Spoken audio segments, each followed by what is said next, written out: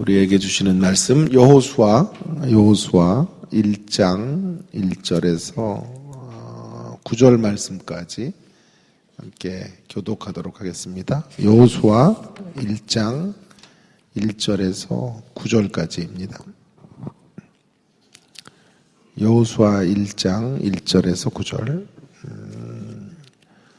구약성경 319페이지 정도 되겠네요. 320페이지 정도가 되겠네요. 320페이지. 제가 1절을 읽습니다. 여호와의 종 모세가 죽은 후에 여호와께서 모세의 수종자 눈의 아들 여호수아에게 말씀하여 이르시되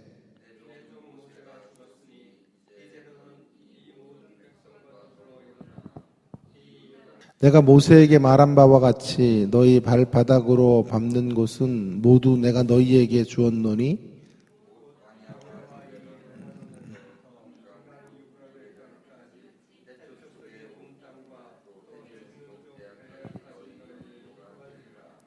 내 평생에 너를 등이 당할 자가 없으리니 내가 모세와 함께 있었던 것 같이 너와 함께 있을 것임이니라. 내가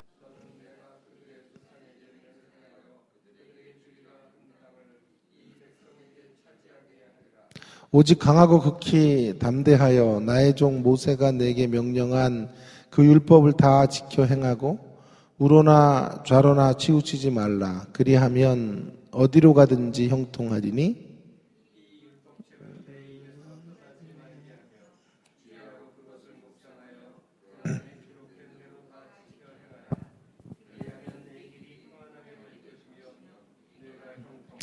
함께 읽습니다. 내가 내게 명령한 것이 아니냐. 강하고 담대하라. 두려워하지 말며 놀라지 말라. 내가 어디로 가든지 내 하나님 여호와가 너와 함께 하느니라 하시니라. 아멘. 이제 한 얼마가 될지는 모르겠지만 한 1년 정도 예상을 하면서 우리 여호수아 말씀을 살펴보려고 합니다. 배경 설명 같은 것들은 본문을 다루면서 더 자세히 하기로 하고요. 광야에서 모세가 죽고 여호수아를 통해서 이제 이루어지게 되는 가나안 정복 이야기를 여호수아서는 다루고 있습니다. 여호수아서의 키워드는 두 가지인데요. 하나는 정복이란 단어, 또 하나는 분배라는 단어입니다. 가나안 땅을 정복하고 그 땅을 이제 나누어 이김과는 그런 이라고 말할 수 있겠어요. 이기고 누리는 거죠. 승리하고 그 승리의 결실들을 함께 누리는 삶이라고 여호수아서를 이렇게 감히 요약할 수 있을 것 같습니다.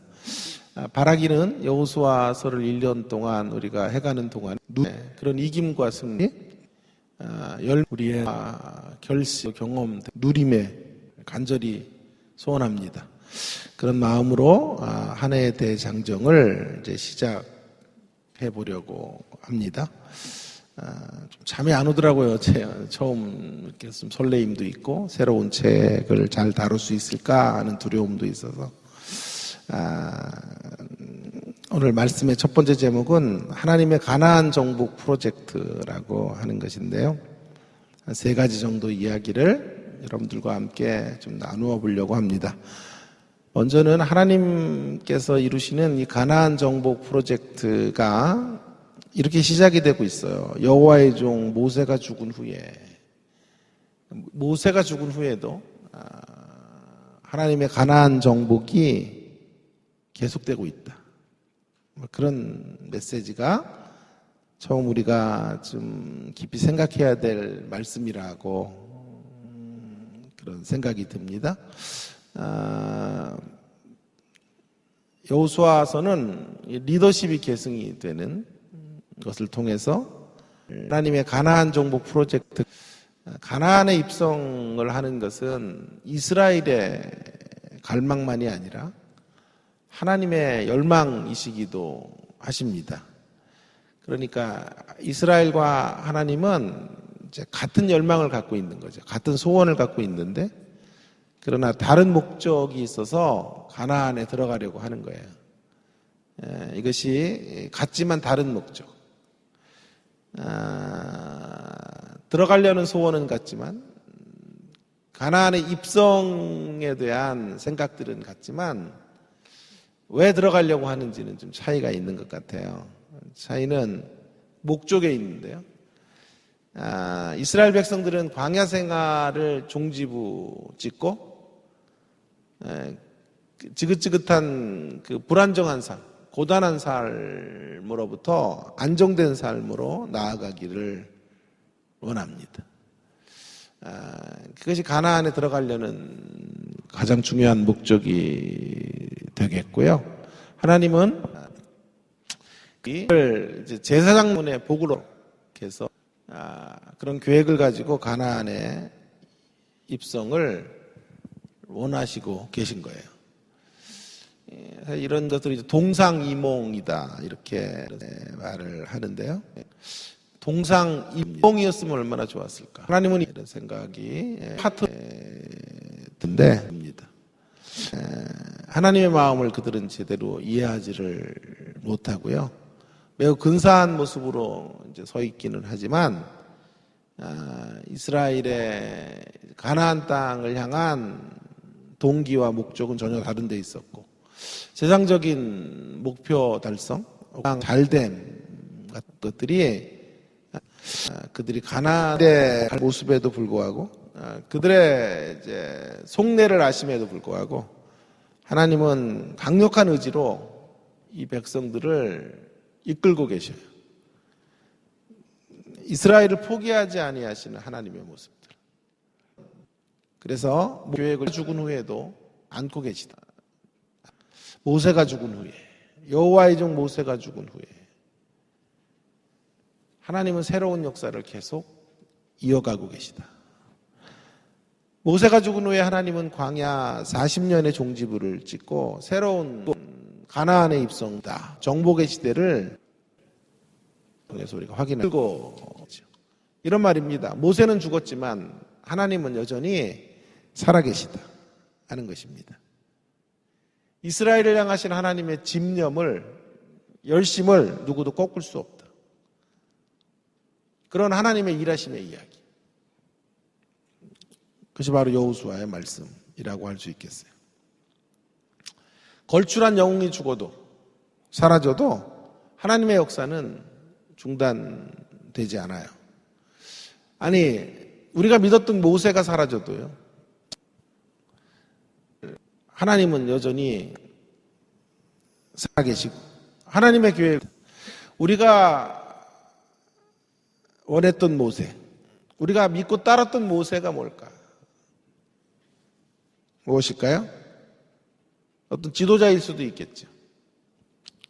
어떤 우리의 꿈일 수도 있겠죠. 우리의 계획일 수도 있을 거예요.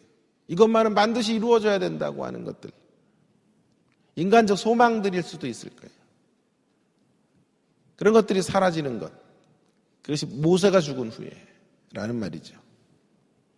그런 것들이 무너져도 우리는 무너지지 않습니다. 왜냐하면 모세가 죽은 후에도 여전히 하나님은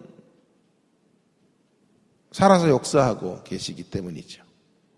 모세는 사라져도 모세의 하나님은 우리 가운데 계시고 우리를 통해서 또 새로운 일들을 이루어 가시기 때문에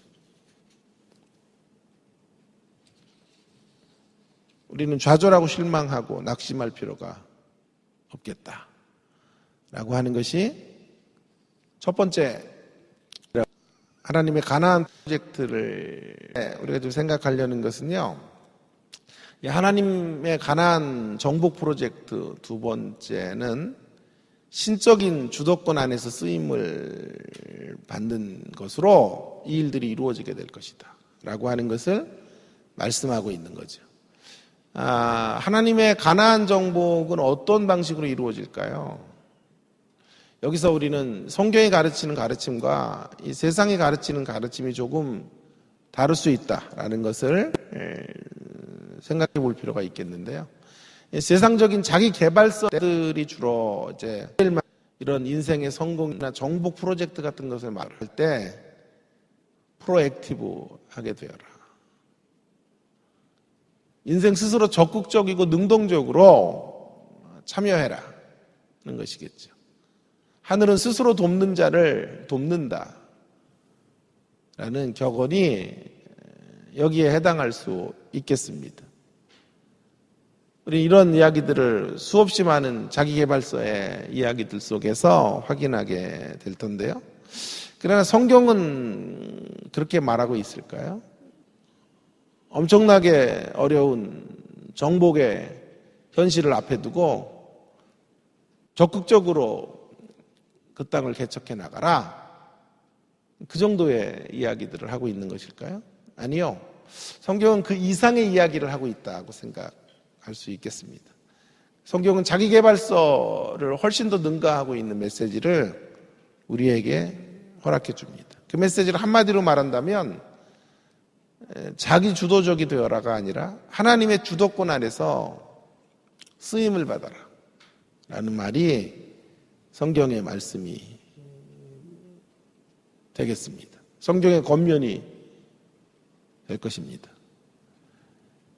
하나님의 주도권, 일단은 우리가 이것을 기억해야 돼요. 이 정복은 이스라엘의 어떠함으로 이루어지는 역사들이 아니에요. 기본적으로는 하나님께서 두려움에 떨고 있는 이스라엘과 여호수아 그에게 오셔서 두려움을 떨치고 강하고 담대할 것을 명하시는 것으로 이 역사들이 이루어져 가게 될 것을 이제 표현하고 있어요. 하나님이 함께 하시는 것으로 이 일들이 이루어지겠다라고 하는 거죠. 하나님께서 함께 하셔서 가나안의 정복 프로젝트가 완성될 것이다 라는 것은 그것이 하나님의 사역이 될 것이다. 3절 같은 게 굉장히 재미나는 구절인데요. 3절을 한번 보겠습니다. 내가 모세에게 말한 바와 같이 너희에게 주었노니. 시제가 조금 이상한 표현이에요. 자, 모세에게 함께 했던 것처럼 발바닥으로 밟는 것을 모두 너희에게 줄 것이니. 이렇게 미래형으로 써야 되는데요. 시제가 과거형이에요. 그죠? 주여. 자, 과거형에 이미 너희에게 주어졌다라고 하는 것을 기정사실화하고 있는 거죠. 이런 것들이 이제 예언적 과거라는 문학적 표현인데요. 예언적 과거. 계시록에서도 나왔어요. 무너졌도다라는 과거형을 썼었는데 여기서도 바로 그런 과거형의 형태로 미래의 일을 말씀하고 있는 거죠. 분명히 된다라는 거죠. 하나님이 약속하셨기 때문에 되는 거예요.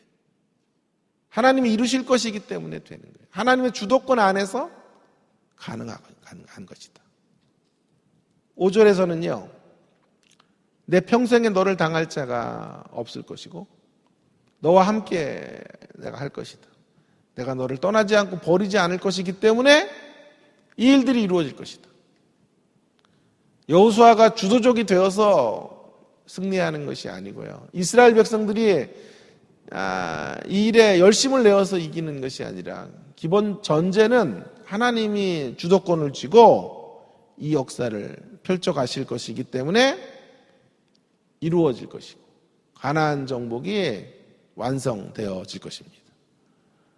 하나님이 주셔야 얻게 되는 땅, 하나님이 선물로 허락하셔야 누리게 되는 땅이 가나안 땅인 것을 말씀하고 있는 거죠. 우리 인생에도 마찬가지예요. 우리가 무언가를 적극적으로 이루어낸다고 이루어질 수 있는 성격의 이런 길들이 신앙의 길이 아닌 거죠. 하나님이 주셔야 돼요. 하나님 선물로 허락하셔야 돼요. 우리가 아무리 노력한다고 되는 문제도 아니에요. 하나님이 건강을 주셔야 되고 삶을 시온의 대로로 펼쳐가셔야 하나님의 승리와 이김, 정복과 누림의 역사들을 경험하게 되는 것이죠. 자, 조금 더 가보면 그런 하나님의 주도권 아래서 이제 우리가 쓰임을 받아야 돼요. 그래서 하나님이 다 하시고 우리는 이기고 있어도 되는 그런 이야기. 하나님의 사역 아니라면 여호수아를 중심으로 이스라엘이 감당해야 될 몫이라는 것을 동시적으로 또 설명하고 있는 거예요. 그래서 이스라엘이 다시 강조하지만 2절에 보면 이제 너는 일어나 건너가야 되고 땅으로 가야 되는 사람들은 여호수아와 이스라엘 백성들이에요. 발바닥으로 밟아야 된다라는 것은 신발을 벗고 가는 거잖아요. 심령으로 신을 벗고 하나님의 주인 되심을 인정하면서 노예의 표시로 걸어가는 것. 그래서 발바닥이에요. 그렇다고 실제로 이 사람들이 다 맨발로 들어갔다 이런 얘기가 아니고 마음으로 하나님 앞에 하나님의 주인 되심을 인정하는 가운데 실제로 정복해 가는 발바닥으로 밟을 때 하나님의 역사들이 경험되어지도록 하신 거예요. 이 두 가지가 함께 있는 거죠. 선이 뭐냐 하면 하나님의 주도권 안에서, 후가 뭐냐 하면 우리가 적극적이 되는 거예요. 자기계발서는, 세속적 자기계발서들은 우리가 갖고 있는 능력을 의지해서 자기 주도적이 되라. 프로액티브하게 살아라. 이렇게 말할지 몰라요. 그러나 성경은 우리에게 그렇게 말하지 않아요. 하나님의 죽 인생이 되어라. 그러니까 이렇게 설명할 수 있겠습니다. 승리가 보장된 정복 명령이라고 말해도 무방하겠습니다. 승리가 보장되지 않은 채 정복해 가라 그렇게 말씀하시지 않아요. 승리가 보장된 것을 전제로 한 싸움을 싸워내라. 이길 것이고 이길 수 있을 것이다. 이김이 예견된 싸움이다. 보장된 승리의 싸움의 길을 걷게 될 것이다. 성경 그렇게 강조하고 있는 거죠. 아니, 그것이 여호수아서만이 아니라 성경 전체의 가장 중요한 메시지가 되겠어요. 하나님이 하셨고 하나님의 은혜로 이루어지는 일들이다 라고 하는 것이죠. 그러나 그렇다고 해서 그런 값싼 승리를 말하지는 않아요. 이 두 가지가 함께 공존하고 있는 거죠. 하나님의 약속이 있는 정복 명령, 하나님의 주도권에서 적극적인, 이것이 이스라엘 백성들이 이제 걸어가야 될 길이라고 말할 수 있겠어요. 자, 그렇다면 왜 그렇게 역사하시는가 하는 문제를 좀 생각해 보도록 하겠습니다. 왜 그렇게 역사하시는 걸까요? 가나안 정복 사역이 하나님의 일이면서 동시에 한마디로 우리의 참여를 독려해서 우리를 영광스럽게 하려는 것이 하나님의 의도인 거예요.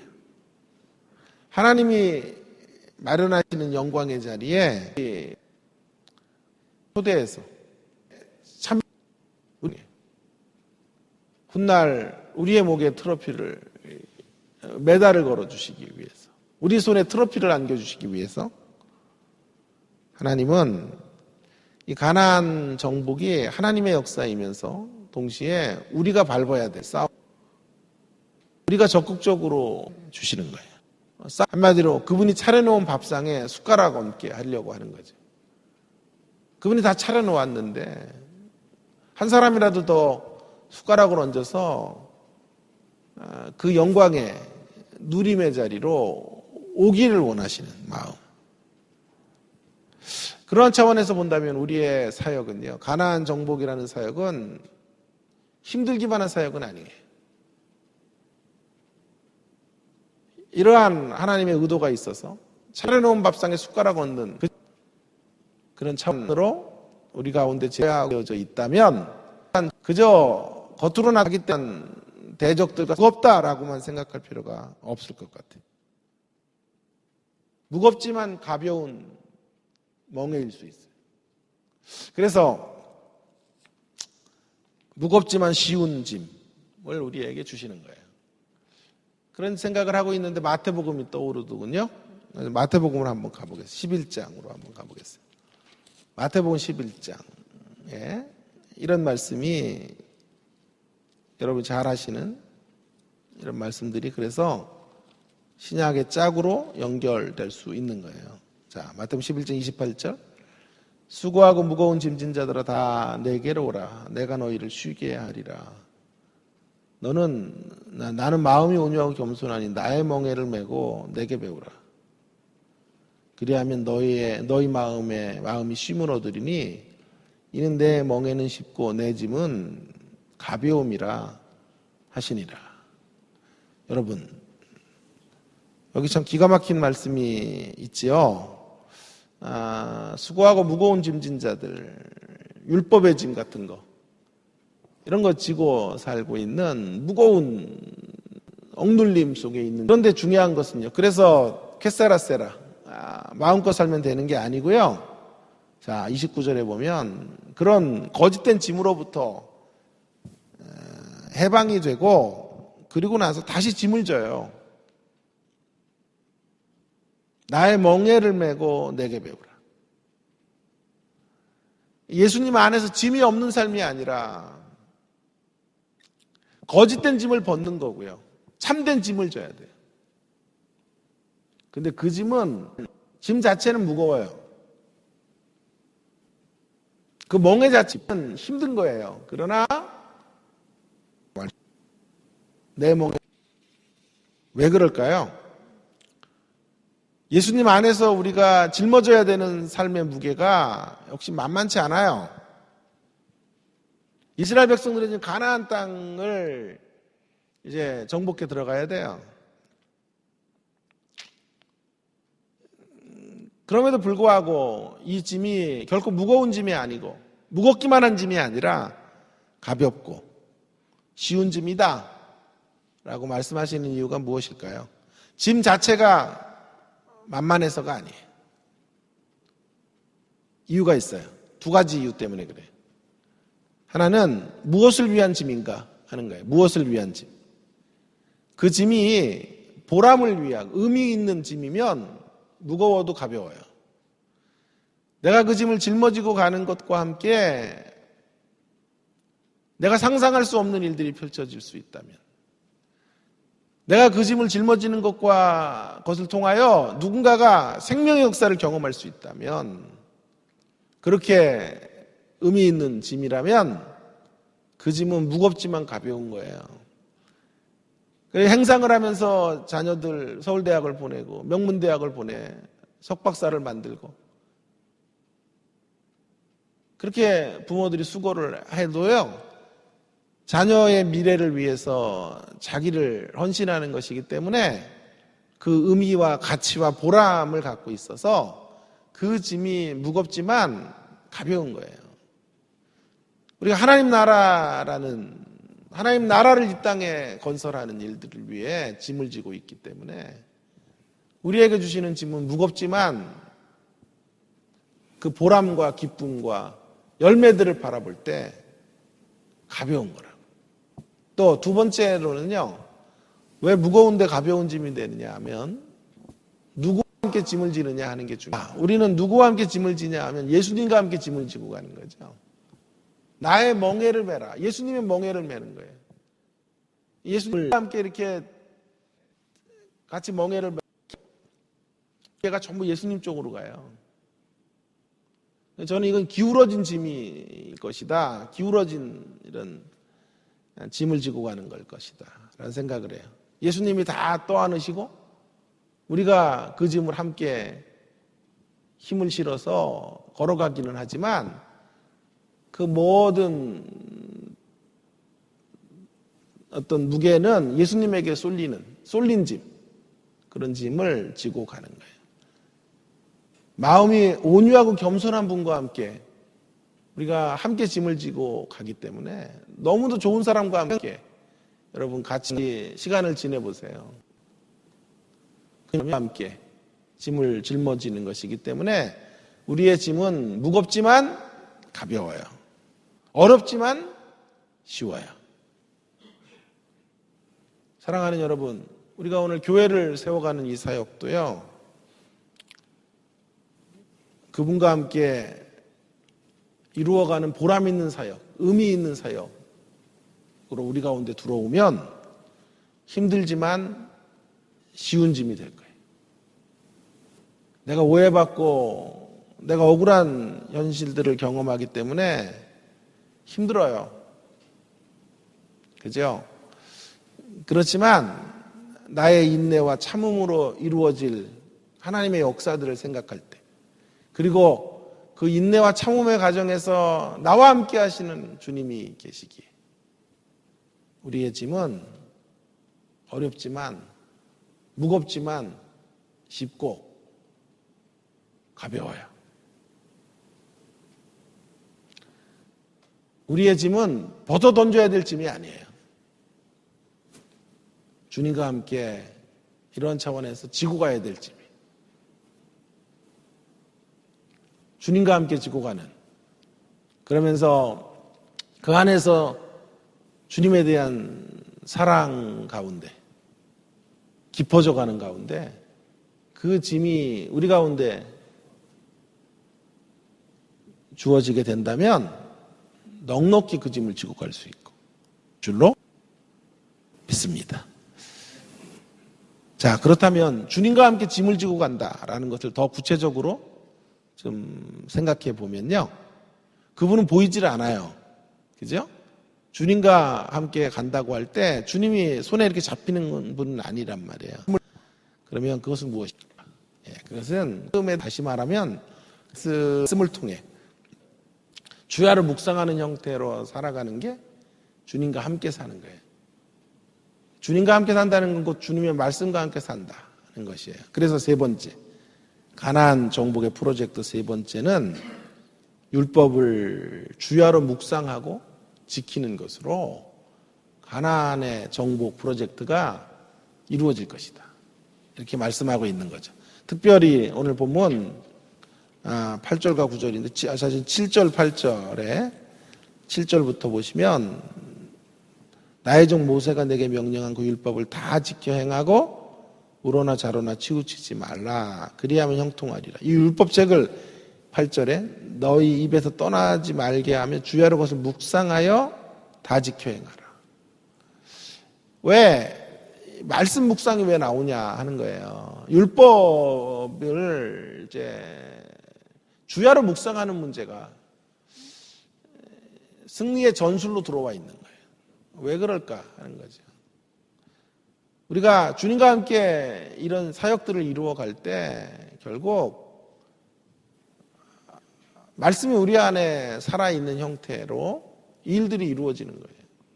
그래야만 승리하게 되는 거예요. 그분이 원하시는 뜻이 이제 우리 가운데 순종의 형태를 통해 구현될 때, 가나안의 정복이 무슨 승리의 전술을 말하는 게 아니라 율법을 묵상하는 것으로 설명하고 있는 거예요. 왜 그럴까요? 자, 그러니까 깊은 생각을 해야 되는데요. 세상을 이기는 가장 확실한 길은요, 가장 강력한 전술이 내 심령과 마음을 다스릴 때 펼쳐지게 된다는 것을 말씀해 주는 거예요. 대적을 이기는 길은 내 안에 있는 거예요, 내 안에.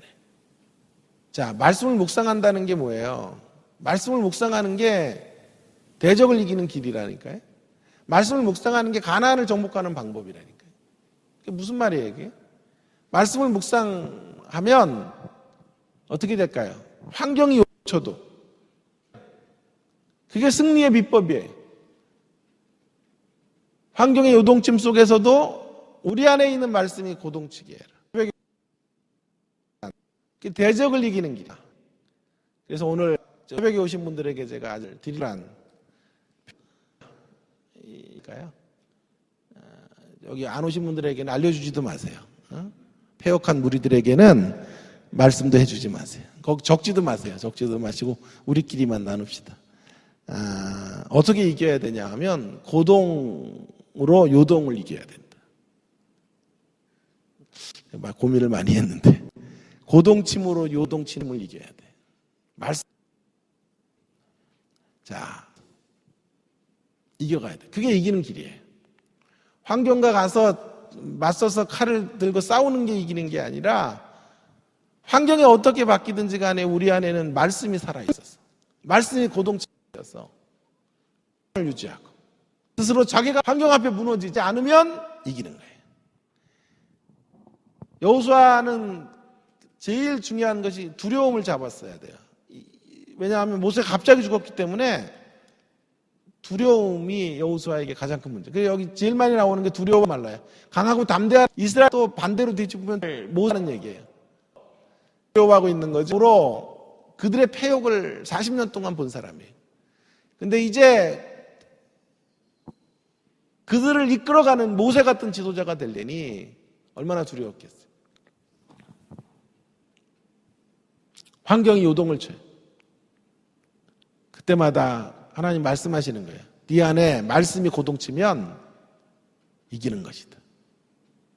그래서 두려움을 넘어섰을 때 2장에서부터 가나안 정복이 시작이 되는 줄로 믿습니다. 여러분, 무엇이든지 여호수아에게는 그 두려움이었죠.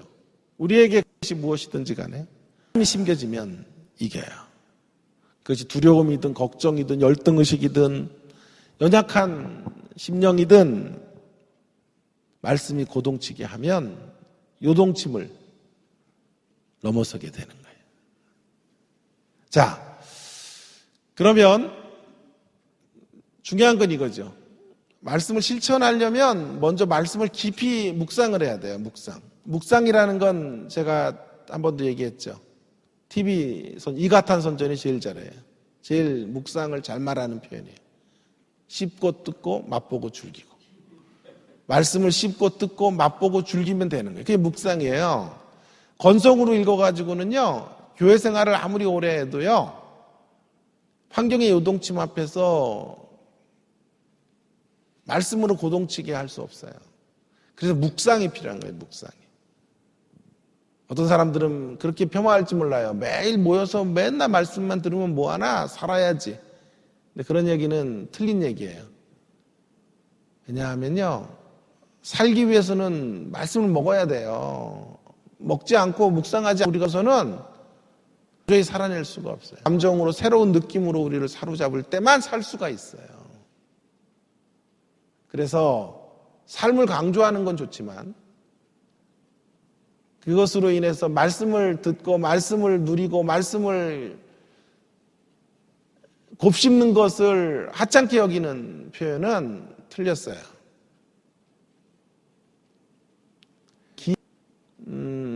그런 의미에서 기독교는 행동주의 나오는 해요. 말씀에 대한 리프렉션을 통해서 움직여가는 실천이 기독교인의 실천이라 말할 수 있어요. 그래서 오늘 말씀을 지키라고만 하는 게 아니라 주야로 묵상해야 된다라고 말하는 거예요. 그러면 자, 이제 말씀을 묵상하게 될 때 우리에게 상반되는 두 가지 반응들이 나와야 돼요. 두 가지를 경험하게 돼요. 하나는 뭐냐 하면요, 성경 묵상이 여러분이 묵상을 제대로 하고 있다는 것을 아시려면 이것을 확인하셔야 돼요. 나의 묵상, 내가 말씀을 묵상하고 있는 자인지는 말씀을 듣고 말씀을 씹을 때, 씹고 듣고 맛보고 즐길 때 기쁨이 있어야 돼요. 말씀은 늘 기쁨의 형태로 들어와요. 성경으로 인하여 기뻐하게 되는 거예요. 날마다 깨달음이 있으니까 기뻐요. 성경은 늘 우리가 알아야 될 더 깊은 세계들로 우리를 초대해요. 그죠? 1년 동안 여호수아를 통해 깊은 세계를 하나님께서 맛보게 하실 거라고요. 그렇게 믿으시죠? 예? 열심히 하려고 그래요, 제가요. 그래서 그 깊은 세계로 여러분을 이끌어 가도록 하나님 저를 부르셨으니 저는 그 일을 다 해야 돼요. 사실은 여호수아 말씀을 오래전에 다 묵상을 끝냈고 제 안에는 교환이 다 만들어졌는데도요. 저는 어제도 또 한 3시까지 본문 앞에 또 서 있었어요. 왜냐하면 흐르는 물에서 여러분들에게 뭔가를 건져드려야 되기 때문에. 흐르는 물, 고인 물이 아니라 날마다 흐르는 생수예요. 생수를 맛보게 해야지. 그래야만 살 수가 있어요. 심령이 살아나요. 성경은 우리에게 늘 또 제가 이걸 알아요. 묵상을 하면 할수록 1시간을 묵상하면 1시간짜리 말씀을 주고 하루를 묵상하면 하루 온종일 묵상한 깊이의 말씀을 주시더라. 그래서 말씀을 막 급하게 못 만들어요. 저는 정해놓고 이미 재차 굽고 또 굽고 또 굽어서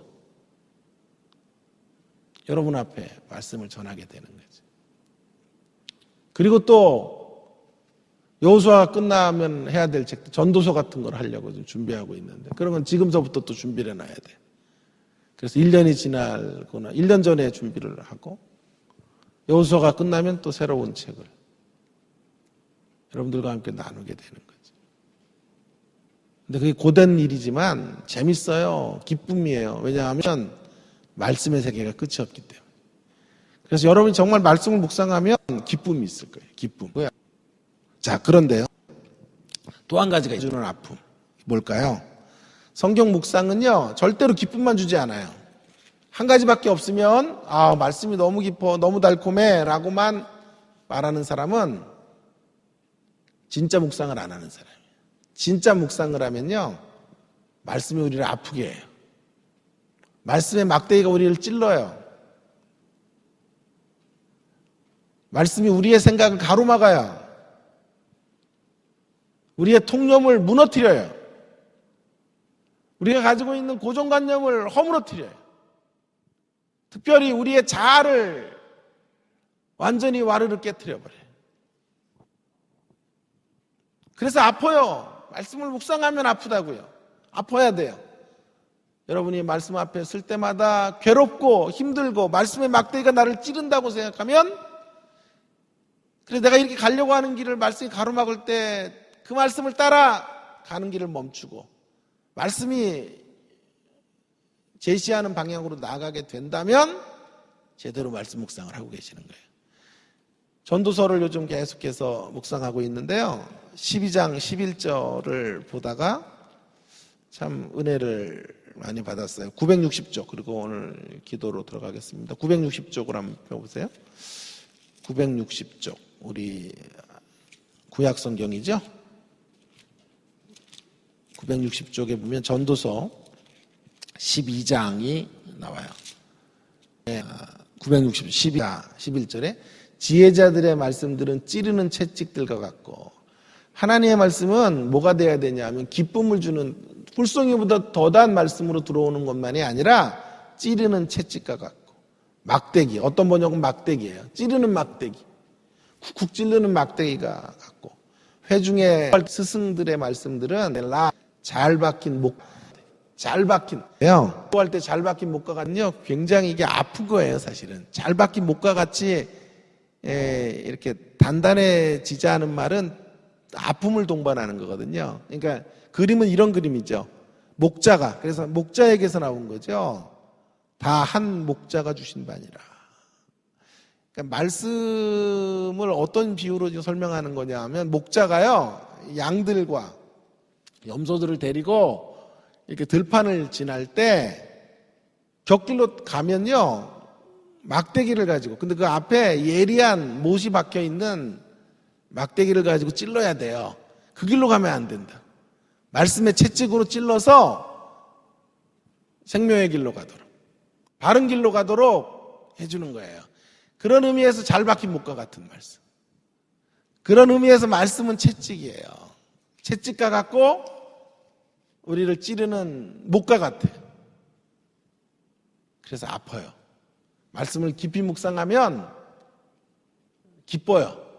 그러나 기쁘기만 하지 않아요. 또 더 깊이 묵상하면 아파요. 왜냐하면 내 자아가 부정돼야 되고 내 의견이 말씀 앞에서 스캔당해야 돼. 그분의 날카로운 예리한 말씀이 폐부를 찔러야 돼. 그리고 때때는 방향정심의 죽음을 요청하기도 하는 거지. 여러분 말씀으로 신나기만 하면 반쪽짜리밖에 못 갖고 계신 거예요. 아프게 해야 돼요. 저는 여러분이 말씀을 제대로 묵상하고 있는지 이렇게 점검하기를 원합니다. 내 입맛과 맞지 않은 그런 말씀이 들려줘도 순종하고 행동하고 있나요? 여러분 말씀을 길들이려고 하지 마세요. 말씀에 우리가 길들여져야 돼요.